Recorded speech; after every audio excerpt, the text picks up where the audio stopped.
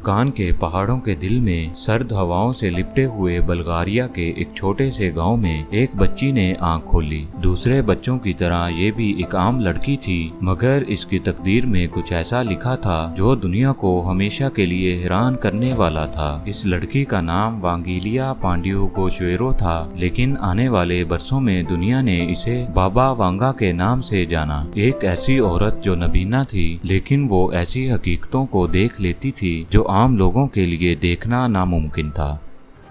Welcome to AKB TV।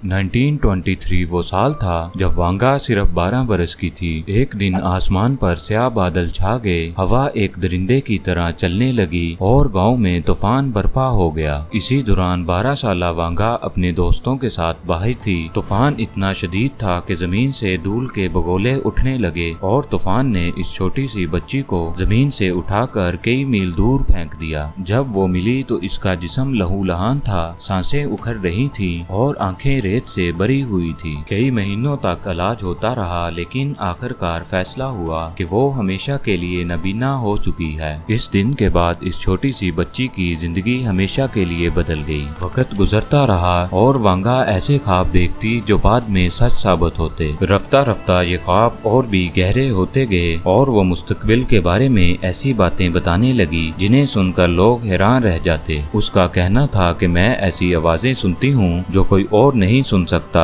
और मैं वो सब देख लेती हूँ जो होने वाला है, और मेरे लिए ये पुरानी यादों जैसा है। जैसे जैसे वक्त गुजरा, बाबा वांगा की शोहरत गांव से निकलकर पूरे बल्कान में फैल गई। लोग दूर दूर से इसको मिलने के लिए आने लगे। इसका घर एक छोटी सी झोंपड़ी था, बाहर लकड़ी की बाड़, अंदर एक पुरानी कुर्सी और एक छोटा सा चूल्हा। वो इस कुर्सी पर स्याह दुपट्टा ओढ़े बंद आंखों के साथ बैठी रहती और ऐसा महसूस होता जैसे वो कोई और दुनिया देख रही हो। कहा जाता है कि बाबा वांगा ने ऐसे वाकयात की पेशगोई की जो दुनिया की तारीख बदल गए। उसने कहा कि शुमाल का पानी जहरीला हो जाएगा और मौत खामोश हो जाएगी। ये पेशगोई 1986 में सच साबित हुई जब यूक्रेन में चेरनोबिल न्यूक्लियर पावर प्लांट धमाके से तबाह हुआ। उसने कहा कि कोर्सिक पानी में डूब जाएगी और पूरी दुनिया इस पर रोएगी। 2000 में कोर्सिक वाकई डूब गई और 118 लोग मारे गए। उसने अमेरिका के बारे में पेशगोई करते हुए कहा कि 44वां सदर एक स्याह फाम शख्स होगा और वो आखिरी होगा। ये पेशगोई ओबामा के सदर बनने पर हैरान कुन तौर पर सच साबित हुई। बाबा वांगा की पेशगोइयां सिर्फ इस जमाने तक महदूद नहीं थीं। उसके मानने वालों के मुताबिक उसने आने वाली सदियों के बारे में भी बहुत सी पेशगोइयां की थी। उसके मुताबिक 2033 में समुंदर बुलंद होंगे और पूरे शहर पानी में डूब जाएंगे। उसके मुताबिक 2130 में सितारों से बाहर की मखलूकात पहली बार इंसानों से राब्ता करेंगी। 2100 में इंसान मसनूई सूरज बनाएगा जो जमीन के अंधेरे हिस्सों को रोशन करेगा और 5079 इंसानी तारीख का